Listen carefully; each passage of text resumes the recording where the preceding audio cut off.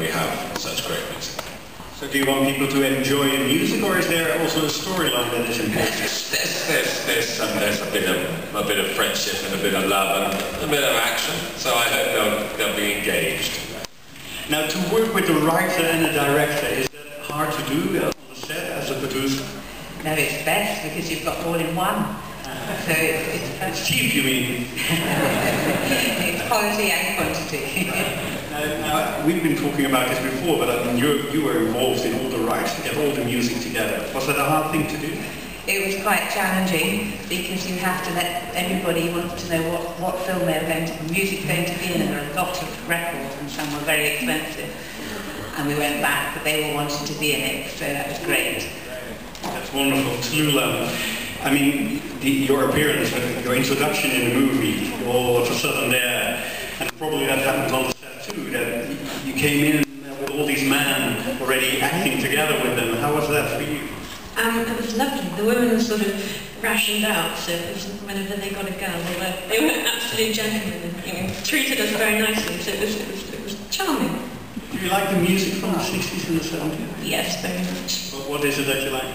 I just think it's unlike anything else. I mean, it was sort of the first wave of, exciting music, and it kind of, it makes you feel excited. Yeah.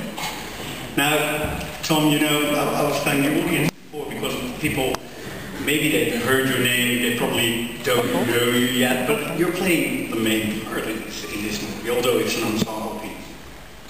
No, I would say it was an ensemble piece. But it's still the biggest part. It is about you. Yeah, a little bit. and now you're here at the premiere, standing to this man. How's that for you? It's great action. Oh, smelling. Yeah. It's amazing. Go ahead. It was terrifying having to work with such an extraordinary group of people, but fortunately, my character's experience was the same as mine, in that I was a boy who was sent to live on a boat amongst people I was in awe of, and so was the character, so it was easy. Right. Now, being on a set with British people, is that difficult for an American? I don't want to answer that. Because with them now. No, I don't think I was intimidated, and not because, I mean that because everyone was so damn funny, and so witty, and so intelligent, that I was a tad intimidated, I think, the whole time. And I just tried to keep my mouth shut and enjoy it as best I could. And because really, I think about the time I spent with everyone on that boat as very fond memories. I just keep remembering all the times that we were hanging out and having a good time, and there were many times. And not just a good time, but great conversation. So, yeah, it was pretty fabulous. And being the only American was good. It was a good thing. And I like the fact that after doing the movie that you said, I could never be a DJ. So there's a lot of respect for people who are DJs, right? Yeah, how hard would that be? 4 or 5 hours where you gotta keep it going. There's no wonder they create a character, you know what I mean? So they can hide behind something, or else you just start spilling your life story eventually. You just be like, well, when I was 8, anyway, roll. So I just think it would be very, very hard, but a lot of respect for it. Thank you. Well, Bill, you play a cool part, right? The way he moves, the way he looks at everybody, the way he talks. That's for you to say and me to be grateful for. Thank you very kindly. It's really true. You haven't seen it yet, but it is true. Well, thank you. There is a sort of attachment to rock and roll when we look at you. That's because I'm old. Somebody said to me recently, I understand that you're a very good friend of Keith Richard. I said, no. Well, thank you. There is a sort of attachment to rock and roll when we look at you. That's because I'm old.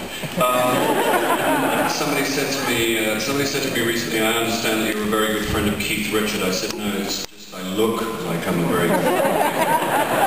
I just look like, and Billy Connolly, just to drop a name, said that I had rock and roll legs, which I think means that they're very skinny. Yeah, check them out, check them out. He actually said the last time he saw legs that thin, they had a message tied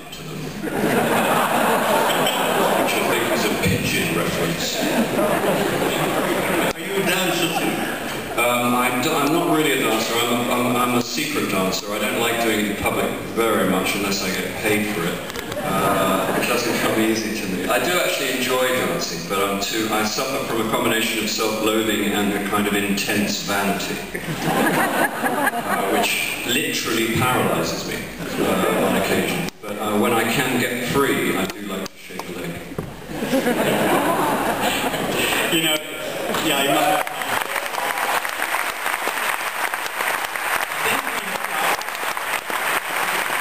You know, I think I have to talk for the audience. We are very honored that you're here tonight to introduce the film, and I'm sure everybody is looking very much forward to see it.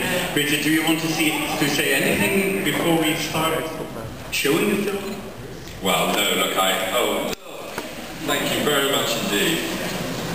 We spent the afternoon cycling around Amsterdam, and you're very lucky people, and you must have very high standards of how you expect life to be. So I hope that these 2 hours live up to your high standards, and I hope you enjoy rocking along to the boat that night. Thank you very much.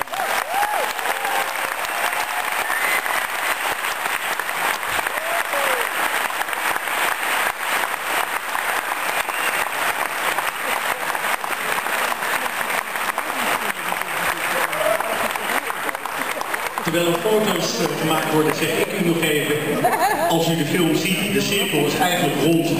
Want we horen al die muziek uit de 60 en 70 jaren, maar bij de eindtitels hoort u Duffy. En ik zou echt zeggen, blijf even zitten, dat is een ontzettend mooi nummer. Dus, en die komt dan ineens uit deze tijd weer even haar nummer zingen. We geven even dit moment, zodat er een mooie Amsterdamse foto gemaakt wordt. Thank you very much, and I hope to see you, this way. Hope to see you soon.